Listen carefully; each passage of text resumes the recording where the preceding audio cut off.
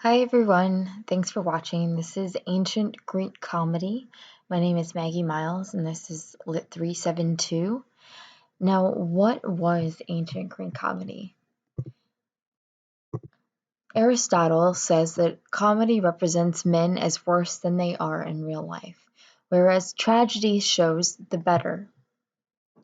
Now, plot for comedy originally comes from Sicily, or is also known as Attic comedy. The comedic play structure, parados is a chorus of up to 24 performers that perform a song. It's a song sung by a Greek performance as they first enter the theater. It's mainly used in presenting the information already given. The second part of the show is called agon, which is a witty verbal contest or debate and includes some improv. The third part is called parabasis, which chorus speaks directly to the audience. And the finale is called Exodus, where the chorus gives a final routine. The most famous playwrights out there at the time for Greek comedy were Aristophanes and Menander. And these plays would often poke fun at politicians, philosophers, and their fellow artists. They also give an indirect but invaluable insight into Greek society and provide details on the working Greek government, political institutions, legal systems, religious practices, education, and warfare in the Hellenic world. This is a quote by Mark Cartwright. This is also the foundation of modern theater, so it is very, very important. Now, here's a brief timeline of where we're starting out with Greek comedy.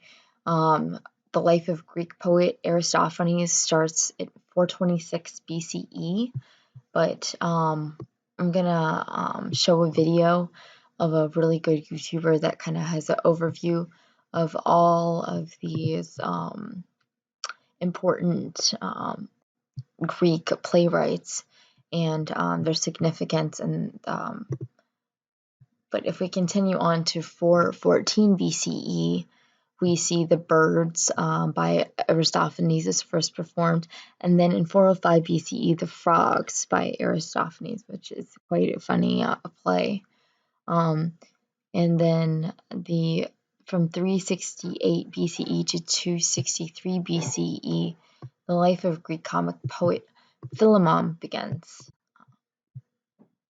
And then in 316 BCE, Dyskolos by Menander is first performed. Now, where was ancient Greek comedy performed and by who? Now, these performers were professional male actors only. They could sing and dance, they were very talented. They played human and animal roles, but there were no female actresses. On the stage, there was a main protagonist and two other actors, sometimes a fourth actor, but usually not more than that to save money because these actors had to get paid and there weren't very many funds. The funds that were provided were by private citizens called choregos, and they were greatly respected in society because they had a lot of money. These actors were extremely skilled because they could play multiple roles. The types of Greek comedy are divided into Old, Middle, and New. Aristophanes was the author of the earliest Old comedy we possess, the Archneans, produced in 425 BCE. Middle comedy ran from roughly the end of the Peloponnesian War until the death of Alexander the Great. And no complete plays from this period survived. New comedy was from 323 to 263, is exemplified by Menander. The masks were very crafty, but they also deprived the actors of their facial expressions. There's many of these masks in the Met, I believe.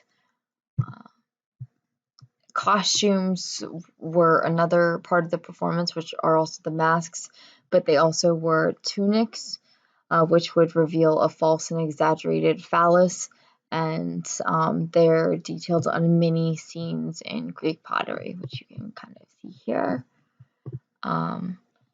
some facts about ancient Greek comedy. It became a popular form of theater starting from 6th century BCE. Like I said, it does differ from Roman comedy, which we'll jump into a little bit. And scenes do appear in ancient Greek comedy, which I mentioned before, just as a recap. Here is qualities of Roman comedy, so you can kind of see the difference. There are the masks there, but there's no choral interludes like there are in Greek comedy.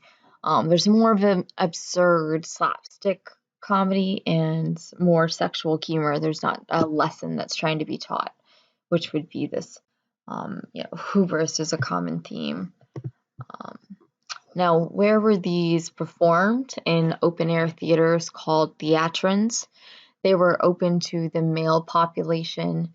In Greek theaters, the semicircle of seats was called the orchestra, where chorus performed. This, of course, I'm sure you remember from today. If you go to a show, there's a orchestra that you can sit in. The actors performed on a main raised stage. There's also a skene, which is a building that provided the background so the actors could change without the audience seeing. Why is Greek comedy so important? It's the foundation for modern comedy that we have today. These classic plays became famous and repeated again and again. They're taught today, as you know, we're learning now, is a foundation for literature. Aristotle did see these plays as crude, but they often discussed politicians like Cleon, and famous philosophers like Socrates, and playwrights like Euripides. And here are my sources. Thanks for watching.